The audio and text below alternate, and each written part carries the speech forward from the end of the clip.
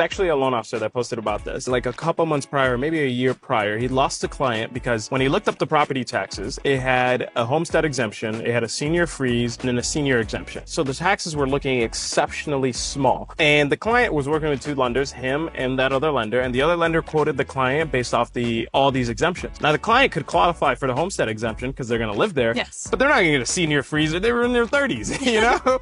And he was like honest. He was like, hey, your escrow, I'm going to set it up based off these other exemptions falling off in about a year because you won't get them. The client couldn't quite understand. All they cared about was comparing monthly payments. And clearly the other lender that was not false, but wasn't fully educating them was the lowest. So they went with that lender. And then a year after, they're angry because their monthly payment jumped up $900. And they're like, what happened? And then they came back to the one that I know, the loan officer. And he was like, yeah, that's what I was trying to explain to you. You're not a senior. So all these other exemptions are going to fall off. And mind you, you still need to apply for your homeowner's exemption. Here's the link to it. You know, you could be angry about it, but at the same time, at least he came back with like helping mindset of like, I get it. This happens to people. Let me help you reduce some of this cost. And I feel like that's the mindset we need to have in our industry because clients don't know. But I also think it's also a team collaboration.